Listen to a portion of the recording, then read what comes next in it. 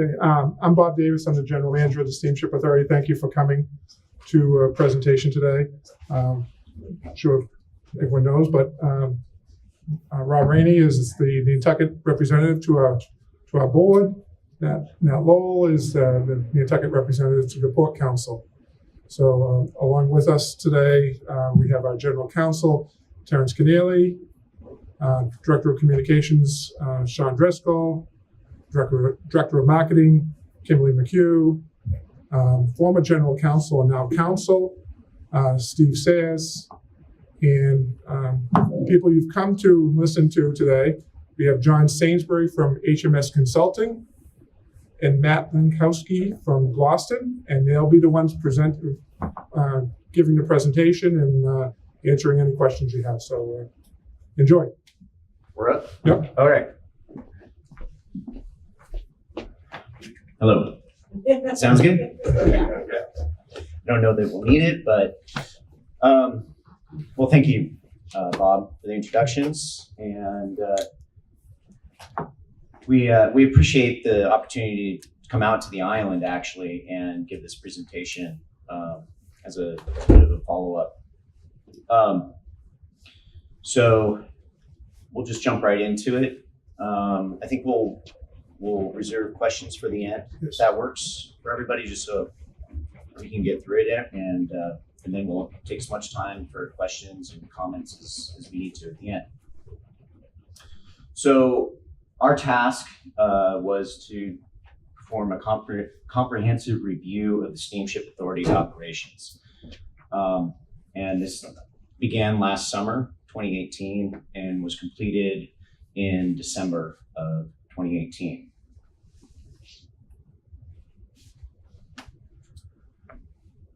The purpose of this was to understand the problems that the SSA faced in the spring of 2018.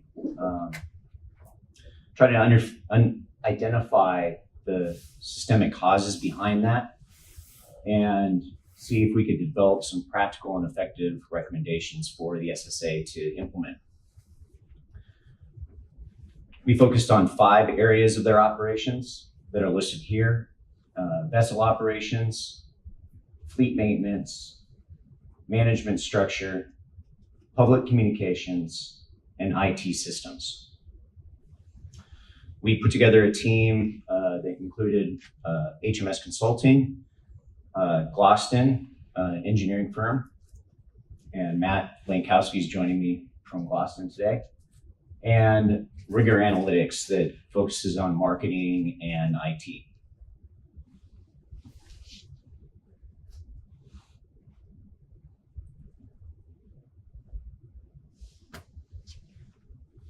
So one thing I wanted to mention real quick was the report that came out in December did not include the public communications portion. That came out a little bit later. We did do another presentation focused solely on that, but today we're going to cover everything collectively.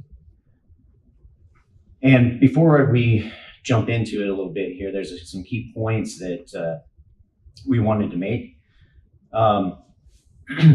about the Steamship Authority. And these are critical and had a lot of bearing on our findings. So it's a good way to start and open the presentation.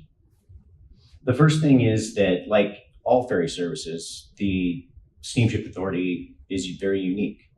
No two ferry system is alike. They all have their own challenges that they have to deal with. And as a result, the solutions that they put in place are not always the same. They have to be kind of tailored or custom fit. One thing that we did notice is about the SSA, is that the drive of the employees, the staff, the commitment was unquestionable. I mean, everybody there was dedicated to not only helping us do our jobs, but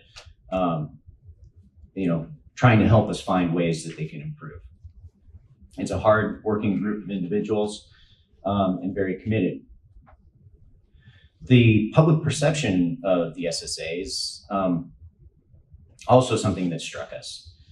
And this really goes back to the public communications portion of our study, where perception is something that needs to be managed. And that was not occurring with the SSA. All intents and purposes, that the SSA has tried to be transparent. That's been their intent, but they weren't necessarily being effective in that. And as a result, public perception has been fairly, in some cases, somewhat negative. And that's understandable when you have incidents that occur.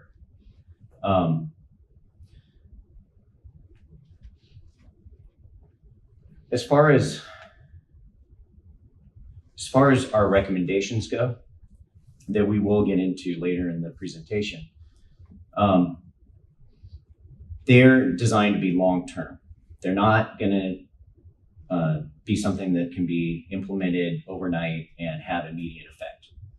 These are things that are going to require investments from the SSA, of both time and resources.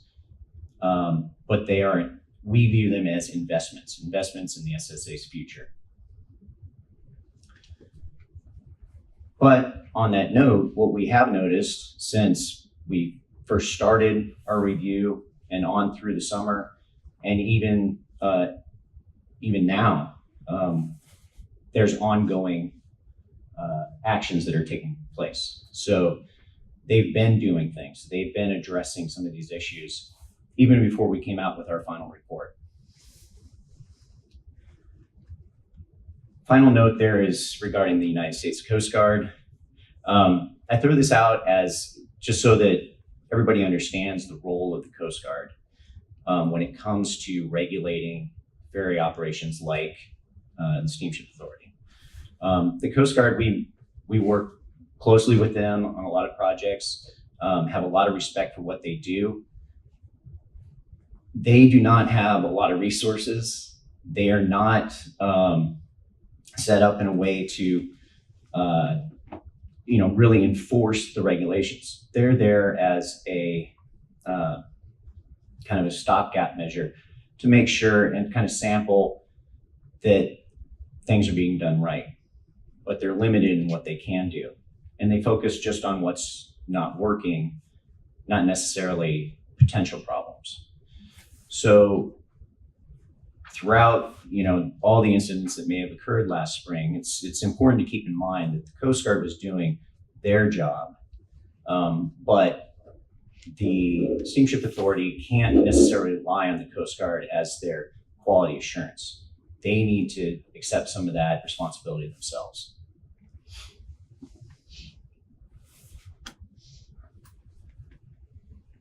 So I'd like to just quickly review our methodology, the process that we followed for this. Basically, step by step, we started out with developing a project plan, and that was just to define what we were going to do, make sure that everybody understood what their roles were, not just within our team, but also at the Steamship Authority. Once that was accomplished,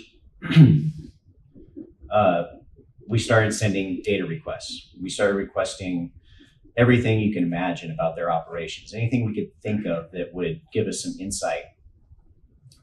Those requests were met promptly with a lot of data, a lot of things for us to read, a lot of paperwork to review. So it was great in that regard, but it was definitely volumes of material. In tandem or in parallel to that, we scheduled a site visit, because even with all the information that we were getting, we really wouldn't understand the challenges until we got out here and we saw things in operation. So our team spent about a week out here. We had an opportunity to get on most of the vessels, visit the maintenance facility, talk with employees and crew at all levels of the organization. And those interviews that we conducted were confidential, and for the most part, the employees were very forthcoming, very open. They viewed it as an opportunity to be heard and to help us in our goal of coming up with good recommendations.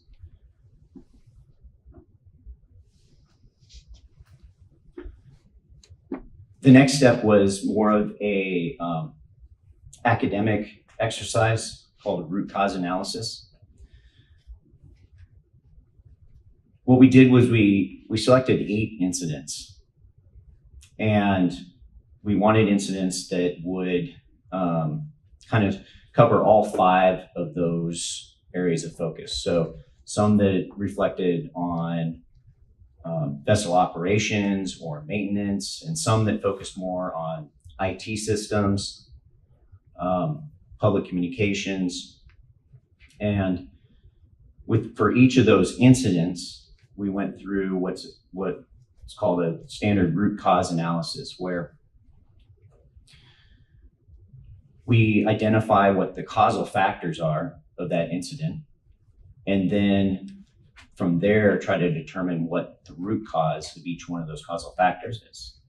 And when I say root cause, a causal factor may be a pump on board one of the vessels fails. That could be a causal factor, but that may not be the root cause of why a vessel ran aground, for instance. The root cause goes beyond that. And it's really asking the question, why? Why did that pump fail? Was preventative maintenance done on schedule? Was it defective? And usually it brings us to more towards management elements. Were there procedures in place?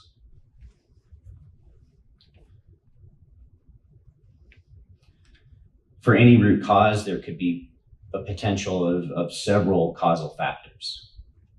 And those causal factors may lead us to the same root cause or multiple root causes. For each one, though, we came away with solutions both to the causal factor, or what we call the intermediate cause, as well as the root cause. This is a valuable exercise that's used commonly in the marine industry, and we found it was also valuable for looking at the IT systems and public communications. The next step was to review those incidents and those root cause analyses with the staff from the SSA. This was both to inform them of what we were learning from these analyses, as well as to confirm and make sure that we had the facts correct. From there, the final step was to develop our final recommendations. And the final recommendations lead us to initiatives that the SSA may decide to undertake and to address whatever underlying issues that we may have identified. So with this slide, I'm just going to try to graphically represent how we got to those final recommendations. So I talked a little bit about the root cause analysis up there in yellow. Out of the root cause analysis, we came up with intermediate and root cause solutions, also in yellow. We also, through our site visit and through the data collection that we did, had general observations. General observations are based on our experience, our team's experience as engineers and maritime professionals. Out of there, we came up with some specific issues that we identified and solutions for those issues. So taking all of those solutions, we were able to kind of group them into primary categories. And with those primary categories, develop kind of the top set of recommendations that we felt would address all of them. And for each of those recommendations, we tried to identify, relatively speaking, what the impact would be that the SSA would realize, and what the ease of implementation would be. So as we go through now, each one of our final recommendations, we'll talk a little bit about both those things, the impact that they could have, as well as the ease of implementation.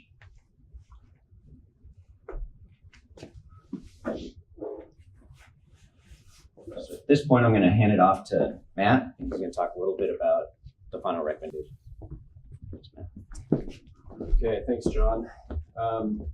Yeah, so we ended up with 10 final recommendations that are categorized into 4 basic categories. First of all, vision, and this is basically the where we're looking at the aspirational purpose of the Steamship Authority and what it's trying to achieve in the long run. And so we're going to talk about 2 recommendations that fall into that bucket. Management, accountability, and recruitment is another category where we're going to talk about recommendations to improve the accountability of SSA management and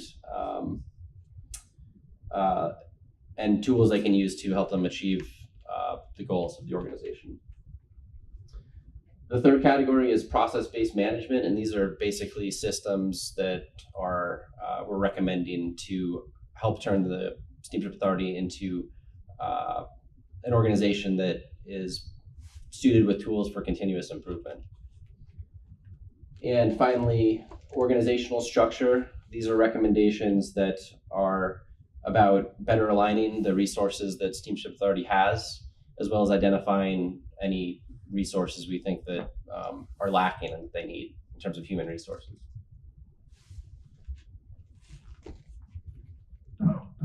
So the first of our recommendations, starting in the vision category, has to do with mission statement and performance objectives. And what we found was that the mission statement that the SSA does have is only loosely understood throughout the organization, and we didn't see any sense of a sort of unifying direction that it was providing to those running the organization. It also does not filter down to any meaningful set of performance objectives that are that allow us to understand what needs to be done to meet the mission. Now, this isn't a problem unique to Steamship Authority by any means. Every ferry system that I've ever analyzed has had problems trying to find the right balance between some very competing objectives. Should the ferry service be as affordable as it can possibly be, or should it provide the highest possible quality of service and reliability? Or should it be designed to provide the most frequent number of runs, a high level of service in that regard? And there's no obvious right answer. That all of these things are objectives that any ferry service is trying to achieve.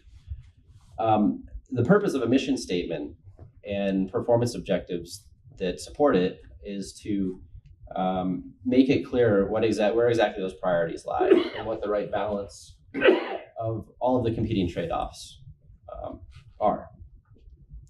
And so that starts at the very top of the organization with the board of directors and the port council, who represent the constituencies for which the Steamship Authority serves. And ultimately, it's the board's job to represent those needs and make sure that this mission statement is aligned with the needs of the Steamship Authority users, and that management is held accountable to accomplishing the mission. So the recommendation is to revisit the mission statement, update it if necessary to clarify its purpose, and then probably most importantly, to broadcast it to all of the stakeholders of the organization, all of the employees and the users, as well as throughout the management of the organization. And then also to establish a set of measurable objectives so that performance against that mission can actually be measured, and we can actually be held accountable for meeting the mission of the Steamship Authority. The next recommendation has to do with strategic planning.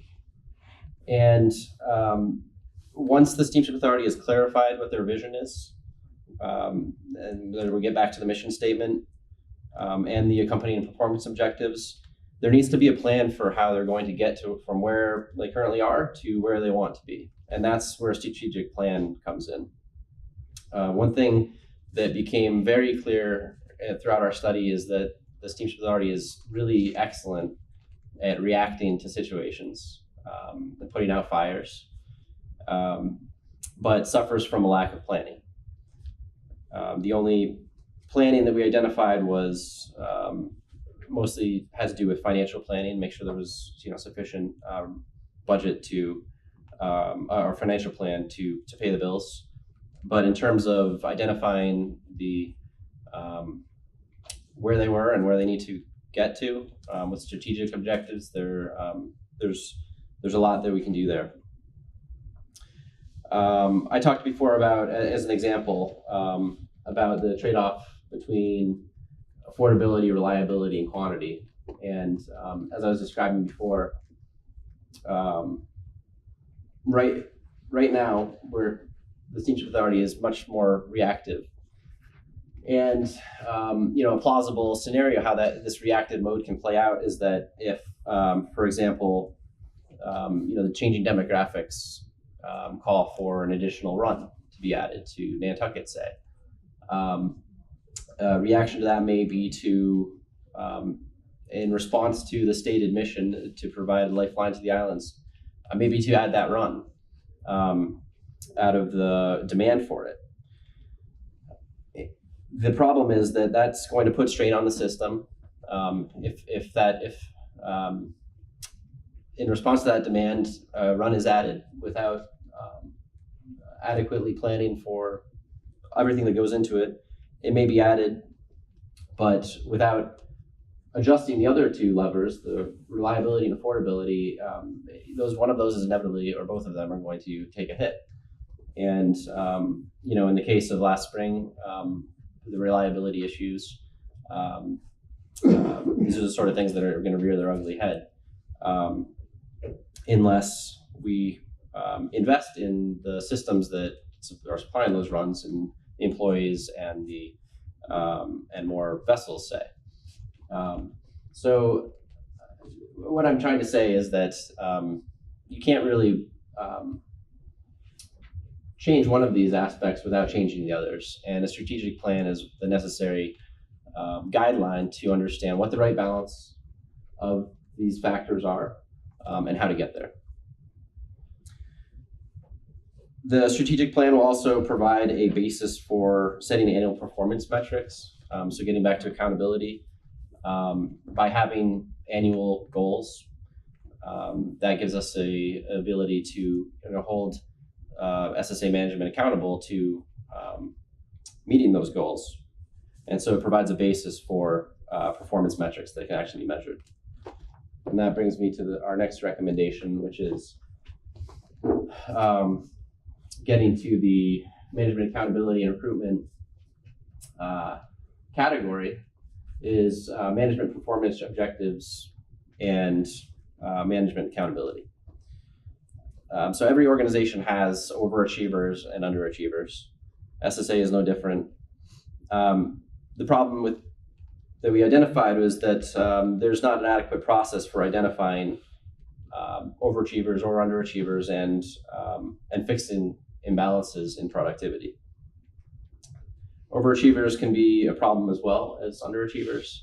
We witnessed, as John alluded to, there's a lot of very hardworking people, and we witnessed some burnout, and that's attributed to people working long hours and sometimes not receiving the commensurate recognition for their efforts. We also witnessed significant I'm going to call it misappropriation of human resources. In other words, people routinely working outside of their job descriptions. And the only way to hold everybody accountable to performing their duties is to make sure that there's alignment between what they're meant to be doing and what is actually being done. There also needs to be a system for measuring. We need to have objective metrics so that we can actually manage what the people are doing. And in particular, we think management needs to be more disciplined about that. It's really easy to get distracted, especially when you have an opportunity to do something that's going to be helpful in the immediate short term. We heard plenty of great fun stories about executive team doing things like shoveling, bringing coffee down to the boats. These are commendable things that we're not discouraging. However, they do need to be recognized as distractions at times, and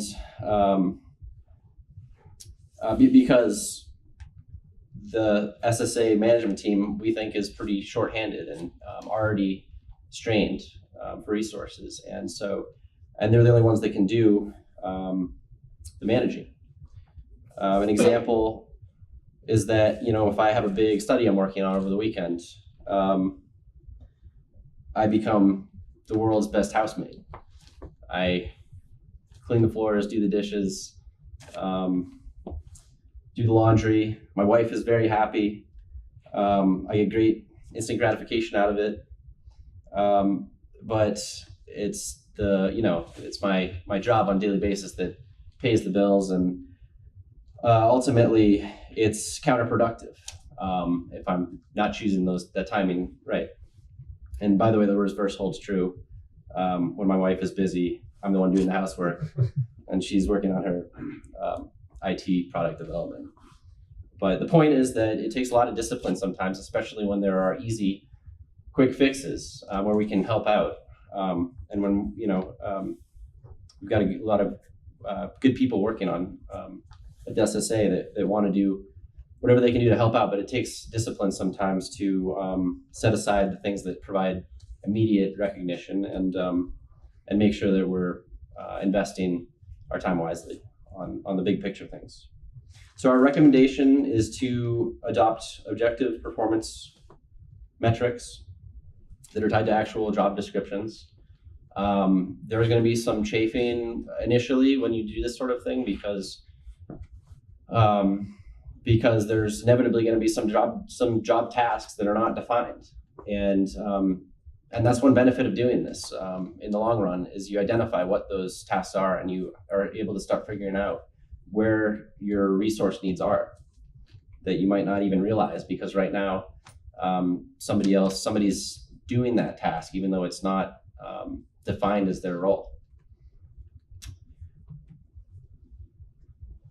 So ultimately, the recommendation is to come up with some very specifically defined performance objectives to which SSA staff can be held accountable to,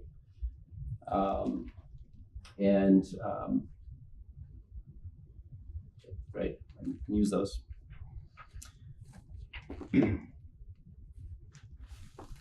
Our next recommendation has to do with recruitment, but I also want to talk about succession planning. Steamship Authority does a lot of promoting from within throughout the highest levels of the organization, and does relatively less external recruiting. Promoting from within has many advantages, and I would say that the long tenure of so many employees at Steamship Authority is something to be celebrated. So we're certainly not discouraging that. But also, when you have so many long tenured employees, it also can cause some issues that you just need to be aware of, so that you can respond to them. These employees that are running Steamship Authority hold a huge amount of institutional knowledge. And for example, last year there were several significant retirements and departures. And when so much of that knowledge is held by so few, that can present a problem. I don't know that that's presented any that was directly tied into any incidents of last spring, but this is something that we observed, and we're using this opportunity to identify that as something we think needs to be just observed. And there's also a lack of succession planning in terms of putting somebody into place to be learning the roles of individuals that are holding this key information. And especially when you have an organization that has such long tenured employees, it's important to really keep that in mind. And it's not just critical for when people retire, but also, if I miss the ferry tonight, John better be able to give my part of the presentation. Things happen.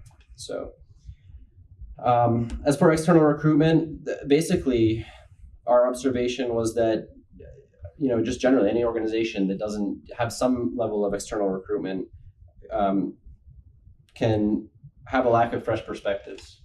And so we would encourage that, along with succession planning, for the Steamship Authority to continue doing external recruitment. It's not that there's been none, but we think that it's something to stress, and there could probably be a little bit more external recruitment to balance out the wonderful characteristic that is the long tenure of so many employees who are dedicated to the organization. So in addition to succession planning and some more external recruitment, process-based management is something that I guess really ties into succession planning. And John's going to talk a little bit more about that. That's it. All right. Right. Thanks, Matt. So I'll just say, Matt was a smart one here. He brought his notes as well as a contingency plan, because my notes are on there and I can't read them from here. So when we talk about having contingency plans, that's a great example. So process-based management. These are systems that organizations will use so that they're not overly reliant on institutional knowledge. So that as employees leave or retire, all that knowledge that they have doesn't just go with them. That as new employees come in, they are not having to necessarily learn on the job. It's everything is in a procedure or written down and accessible. And process-based management also focuses or forces an organization to review what they're doing, and if something's not working, then they can address it. The maritime industry, about 30 years ago, had no idea what process-based management was. It wasn't used really anywhere in the maritime industry. But there was this thing out there called ISO 9001, which was a process-based quality management system. And slowly, the maritime industry identified that as a great way to approach safety management. And so that's where it started, and over the years has developed into what is commonly referred to as a safety management system. But what it really is it covers everything that maritime operations do. So the International Maritime Organization developed what is known as the ISM code, International Ship Management Code. And that lays the groundwork for a safety management system. And the objective for it is safe operation of the vessels, protection of the environment. While those are the objectives, it really encompasses everything that goes on board a vessel. How that vessel's operated, how it's maintained, how you train your crews, everything. a system like this requires that you document how you do things, so that it's clear from one crew member to the next crew member. They're both doing it the same way. That there's a feedback process for crew members to communicate. This is where we get into the continuous improvement part of it. If they have a procedure that's telling them to, say, put the ramp down a certain way, and that's not working, and it's potential that somebody might get hurt, they have a mechanism where they can bring that to their superior's attention and say, let's maybe think about how we can do this better and safer. Then there's what they call a designated person. That person is key to the whole system. They are not only in charge of maintaining the system, but they also act as a conduit for that communication process, so that if a crew member is uncomfortable going to the captain or the mate or the chief engineer about something, they can always just go straight to this designated person. And it kind of takes that any potential intimidation or conflicts out of the equation.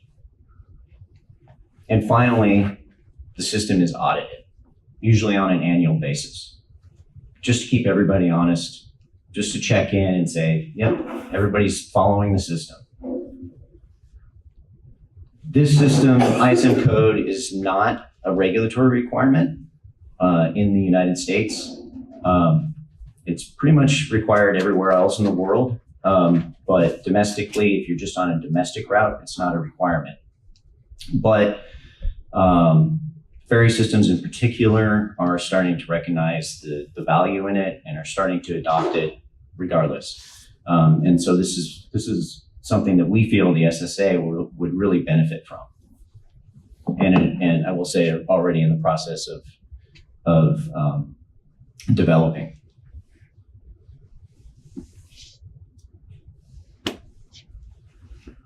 So similarly, I mentioned ISO 9001, and what this is a quality management system. Works the same way. It's just basically acted as a template for a safety management system, and this would address anything that's not covered by the safety management system, but more quality related. And a lot of your shoreside and customer service would be covered by this. It's really about meeting what the client expectations are. And if you develop a mission statement, that really says it right there, what you're trying to achieve. And this just develops your policies and procedures to ensure that you're doing that. Same elements. And the great thing about this is this can be developed and implemented in tandem with the safety management system. So you kind of reduce your effort. You're just wrapping it all into the same program.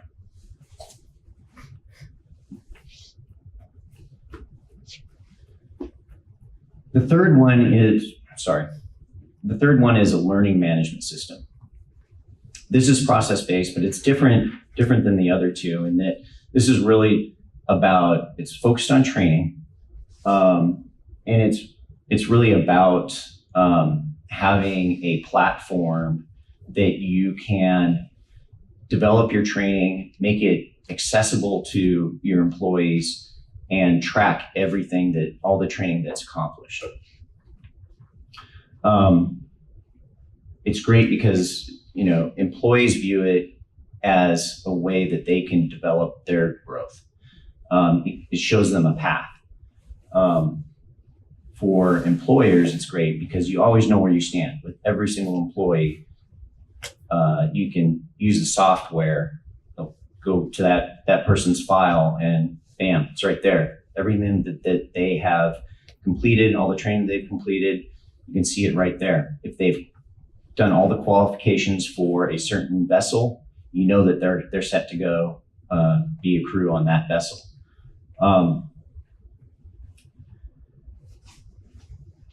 The accessibility is also key. Now I'm not an IT guy, so I don't know all the ins and outs of it, but just the fact that a guy like me can use it, it says something.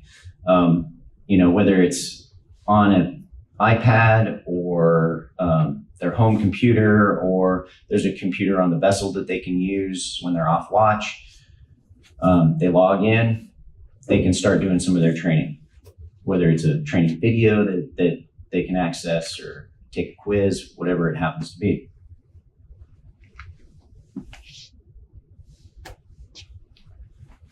So those three were our primary recommendations for process-based management. And we feel that the SSA will, by following those three recommendations alone, will go a long ways for converting over to a process-based management system. The other area that, the final area of recommendations is organizational structure. And the scope of our study was, while it was on management structure, we really focused on the key areas that that are really the primary functions of the SSA. Vessel operations, engineering and maintenance, management structure. There's a lot of other things such as IT and HR and finance that support those, but our focus was really in these areas. So I'm going to start with engineering. And I think the one thing that we came away with and was supported by not just our own observations, but the root cause analyses that we did, particularly where there were mechanical failures on the vessels, whether they were attributed to preventative maintenance or overhauls that didn't go right. The fact of the matter is the engineering department is lacking a lot of resources for what they are tasked to do. They just simply don't have the resources they need. And we really keyed into a few specific areas on this.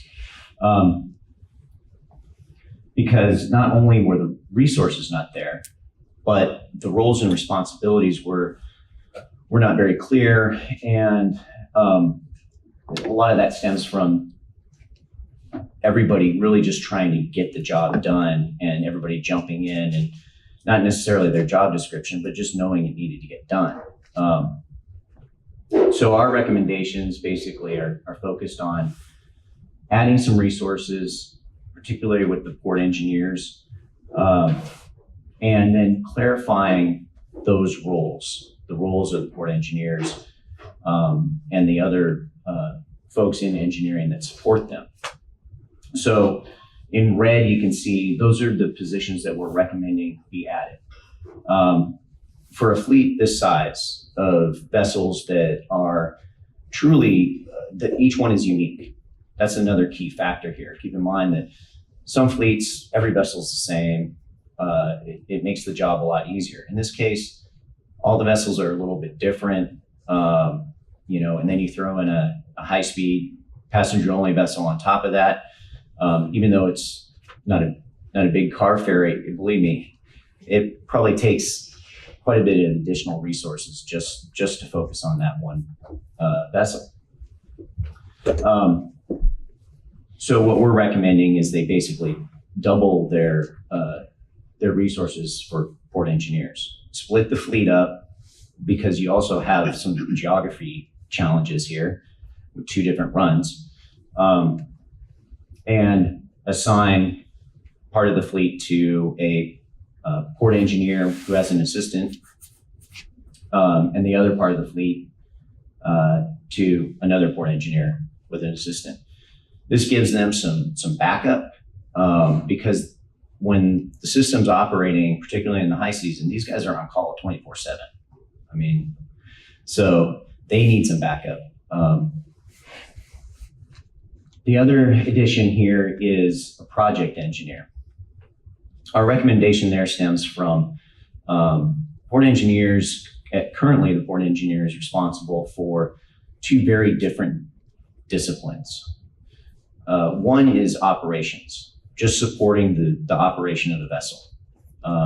Talking to the chief engineers on a daily basis, ensuring that they're properly staffed and they have, the crews have the training materials that they need, that they're troubleshooting any problems.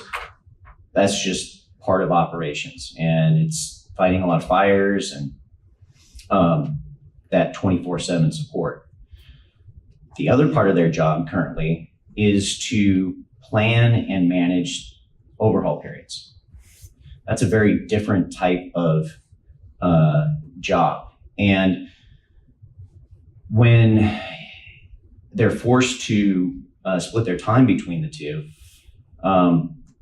what always wins out is operations, because that's the immediate need, that's the urgent need. And that pulls them away from the planning portion. Or if a vessel's in the shipyard, it pulls them away from managing that shipyard project. And what we saw through our observations and through the root cause analysis was when the port engineers were needed in the shipyard, they weren't there. They were getting pulled away by operational issues. So our recommendation here is bring in a project engineer to help with the planning, work with the port engineers on the planning, and then manage the actual overhaul period. They've always got the port engineers there as a resource, but they're the ones that are managing the projects, allowing the port engineers really to stay focused on operations. And did I miss anything on that? Okay.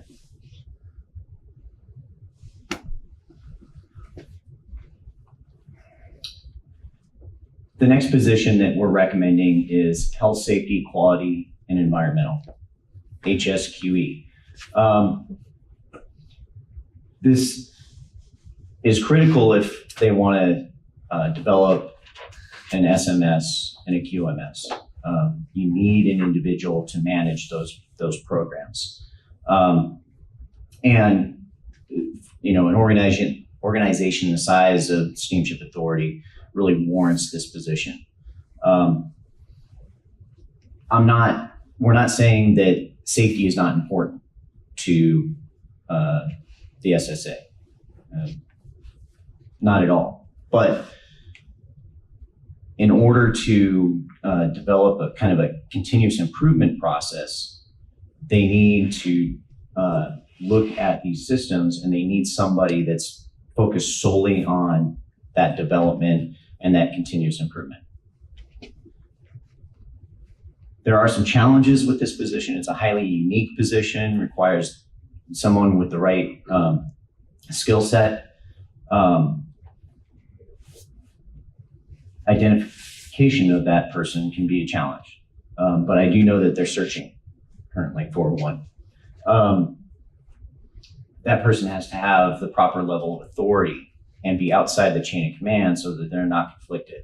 In other words, safety is a priority. If there's an issue, they can go right to Bob and raise this issue.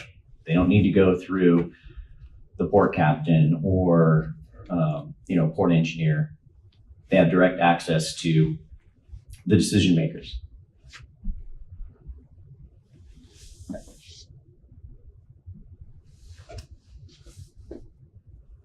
So now we get into vessel operations. And vessel operations, in our minds, includes two primary groups. Currently, this is the way the organization is set up if we just look at vessel operations. As I mentioned earlier, there's other functions. There's IT, there's HR. But the management of the vessels really is covered in two areas. Operations, you have an ops manager that oversees all these other functions, the terminals, parking, reservations, the vessels themselves, who all report to the port captain, and security. Then you have director of engineering over here who oversees the port engineers, facility maintenance, and then vessel maintenance. The one of the issues that we identified here is that you'll note that the vessel engineers in this structure report to the assistant port engineer, but they work on the vessels. They're part of the vessel crew. Now, in reality, they understand that the captain is in charge of the vessel and makes the final call. There's no question about that at all.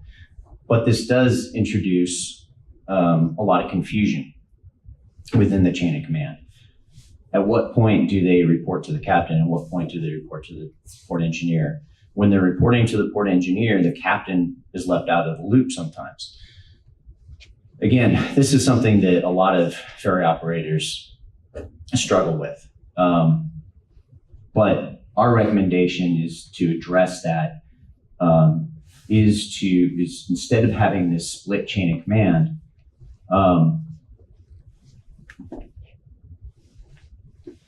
is to reorganize in order to put all the vessel crews reporting through one chain of command. Engineering is a support function, and therefore really should not be involved in making command decisions. They're there to support the vessels, make sure they have everything they need, make sure they have the support that they need. This organizational structure is our recommendation. It accomplishes a couple of things. First, it does away with that split chain of command for the engineers. Second, it firmly establishes engineering as a support function so that the command decisions are made through that chain of command. The other part of this is that we add a director of marine operations, and we break off the land side portions of operations to stay under the operations manager.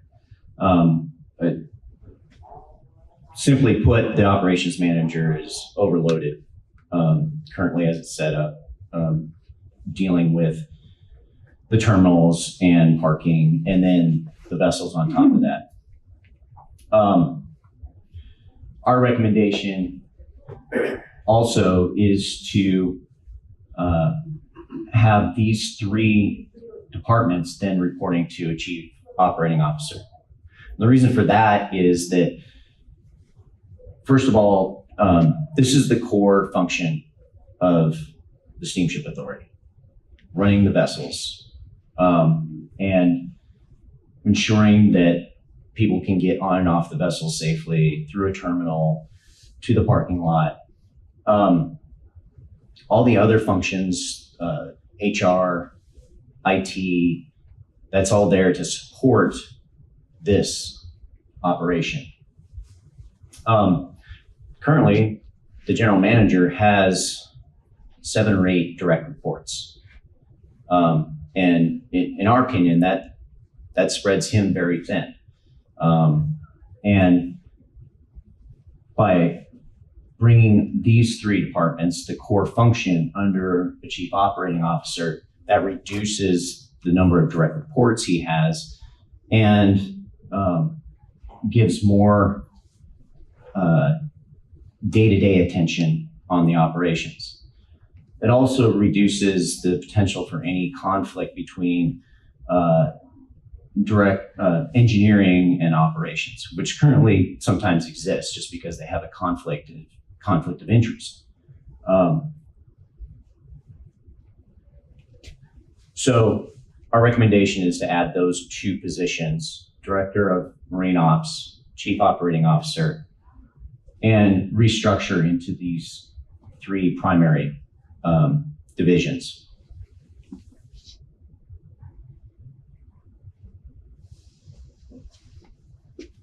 So those are our primary recommendations. And in conclusion, I kind of want to walk everybody through this. But the first thing is we feel that looking at what happened in spring 2018 was not an anomaly.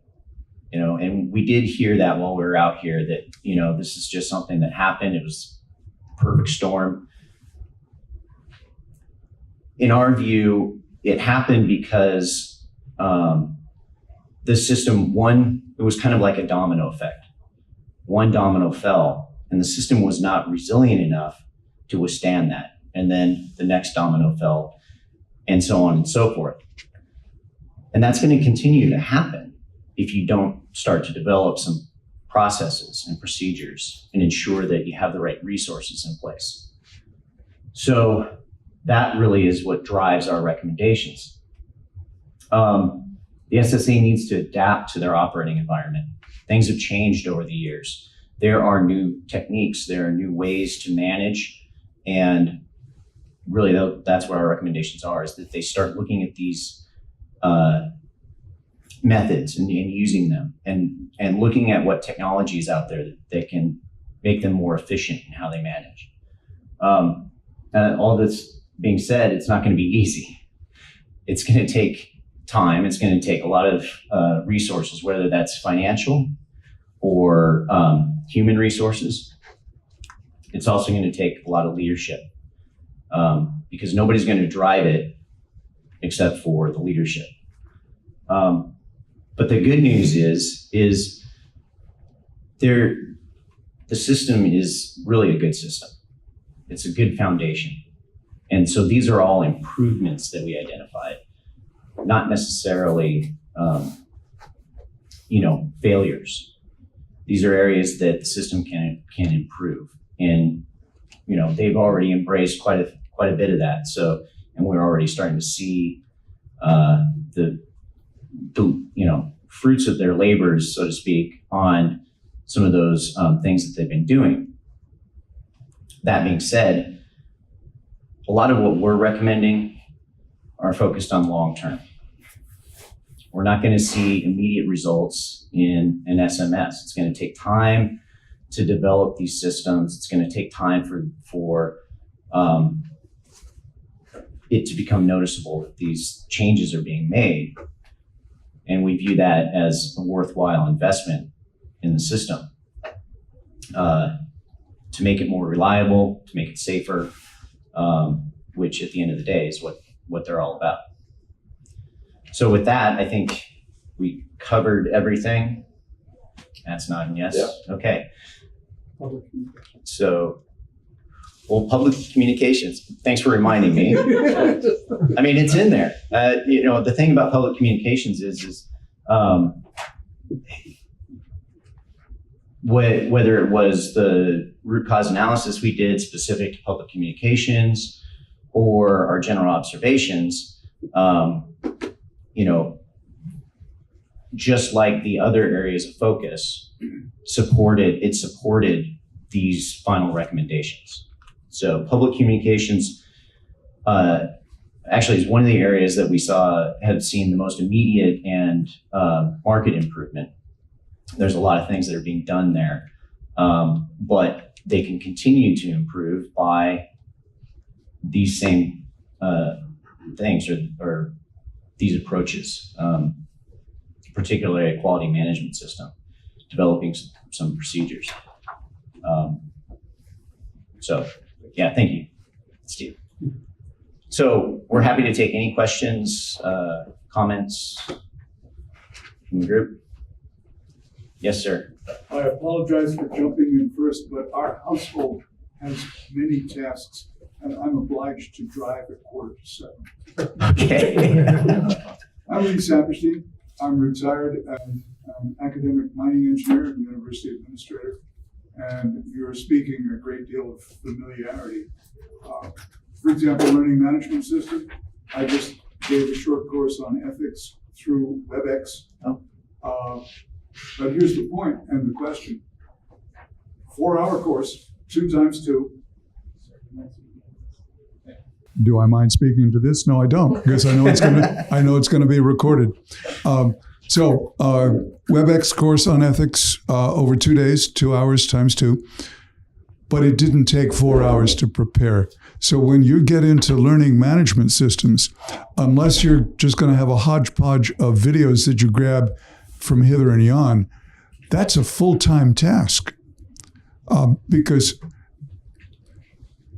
as I told my colleagues, I told my students, first I'm going to tell you what I'm going to tell you, then I tell it to you, and then I tell you what I told you, and the assessment comes on top of that, and it all takes time.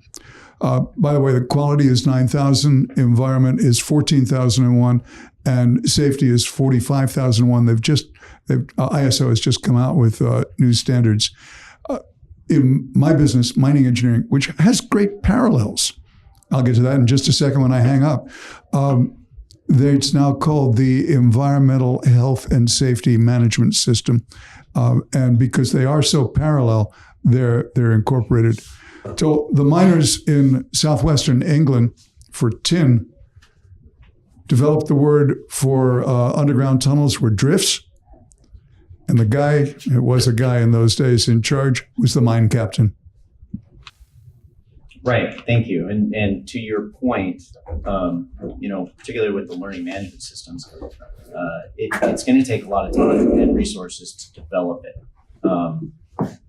But once it's implemented, first the accessibility, now with the technology that we have, particularly for marine crews that are, out on the vessels half the time.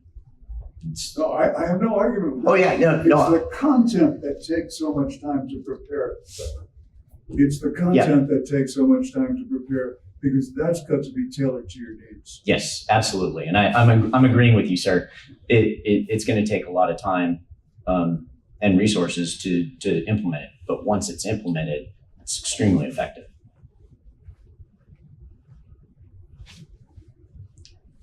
Yes, ma'am. Hi, I'm Janet Schulte. I run the Office of Culture and Tourism for the town of Nantucket. I also have an academic background as a dean and see a lot of parallels here. And I was involved in that role with mergers and acquisitions between colleges and changing cultures, which is really what you're talking about here, is going to take a long, long time, particularly given the admission that you made that it's been a homegrown organization. Can you give some specific examples of how the Steamship Authority is going to be able to change that culture? Like, who are they going to bring in? What kinds of activities will take place? I'm just curious. Well, you're right. It is about change management, which is not an easy thing. And one of our recommendations is to recruit externally. As Matt said, we're not discouraging promoting from within because there's a lot of benefits to that. But recruiting externally will help SSA kind of with those cultural changes. Particularly if they're able to bring in, say, mariners who have worked with an ISM code before, who have done some of these things, then those individuals kind of can attest to that culture and help kind of shepherd the others along. And that's the most effective way we've seen happen. The other point really comes back to leadership. Change doesn't happen if leadership isn't actively engaged with it. Would you agree with that? Yeah, I would. And in my role as the Director of Culture and Tourism, from the visitor perspective, I think the cultural change has to happen when you walk up to the booth on a cold day in January and they're selling tickets, ticket, and they sell 1,000 tickets and there are 400 seats on the boat and nobody tells them to stop. That's what I hear when they come into my office and say, I'm freezing cold and I'm waiting for the ferry. What are you going to do for me? So I guess I'll toss that back to you. How can we change the culture at the front window where they stop selling tickets at some certain point so that people aren't staying out in the cold or know to come back later or buy a ticket on a later boat? Or that's the boots on the ground kind of change that I'm talking about. And the way we address that is through process. It's having those things codified in a procedure or protocol. And whether it's on the vessels and they're addressing how they're navigating the vessel, or it's at the ticket booth, it's still, if there's a process that's in writing, then it's consistent. And once an issue like that comes up, there's a way for it to be communicated, and then they can address it. It's a process, and it takes time, but that's how you capture those things. And I'll just end on a note. You said you can do 10 things, and the one thing you do wrong, everybody will point out. I agree. I think the steamship does 9 things right, and that has an error. And I'm grateful for the lifeline to the islands. Thank you. Did you have anything to add? No, I think you pretty much hit it, but I was just Okay. going to emphasize that, a lot of our recommendations have to do with, as John said, process. And while we didn't have the time to analyze, very specific suggestions like, the one you mentioned about tickets at the ticket booth. Our recommendations are meant to be broad and process based, so that to shine a light on, so that the Steamship Authority can take them, and these problems will present themselves so they can be fixed. Because there's a lot of sort of latent issues that are out there, little things that add up.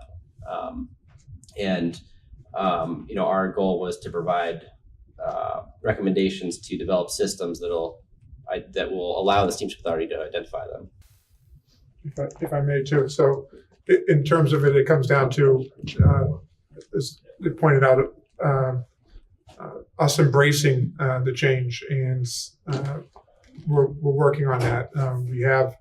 We're trying to work as hard as we can on the items that have been brought up. Recruitment, for instance, we're looking externally for HSQE position, a director of marine operations, our port captain. So we have headhunters helping us in that regard for those type of positions. And then in terms of the process basis, not only the SMS, but we'll actually probably be having at least within a short period of time here an LMS program, which it'll take years to develop to get fully developed. But part of that will be for shoreside personnel in terms of customer service training and things like that. So those will all be factors that we'll be including in that program. So.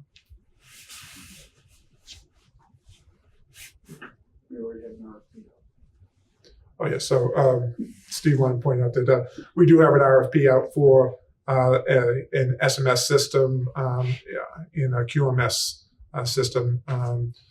So we're having discussions about on the way over here as to the timing of this, because ideally we'd like to get a couple of these additional people in house, so that way they have a say into what system we end up getting. But just for the SMS system, there's a range of how you can embrace it, and I think our goal here is to fully take it to become a fully audited system, as opposed to SMS Lite. I guess is the alternative, that you do portions of it but not all of it. So what's the funding source for all these improvements? You and me. Exactly. Could you repeat the question? She was asking about funding sources for this. So I think one of the things that John didn't point out was our unique nature in the ferry industry, which as a public agency, we're one of the few nationally that receives no funding from the state, from state government to operate. So some of these things are things that we already have budgeted for a port captain position. That was a position that we've had. It was a retirement, and we waited for the report to come out just to see in terms of any additional recommendations in terms of requirements for that position. So, but we're going to be looking at everything, and it does come into the balance. I've been referred to as a penny pincher, and I take that as a source of pride myself. But but we do realize that we have a responsibility to the islanders and all of our customers to maintain our fare boxes on a competitive basis as well. So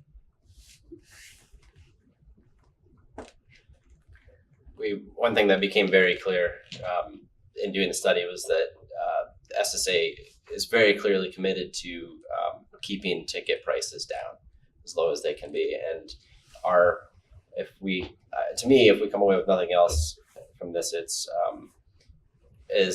I hope that we can convince the powers that be to make investments that are going to actually save money in the long run. Because when you miss, 450 or however many ferry rides, that has a cost associated with it. And it's really hard to quantify that cost. It's a lot easier to, quantify, your annual revenue and operating expenses. But I do think that making the right investments will save money in the long run. And I think one of the things that it was pointed out in the study was, there may be funds that we're already expending in certain areas that we could put to better use.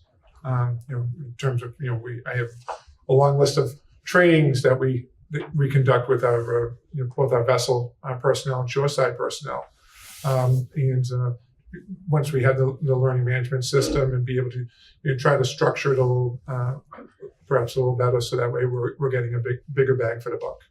So.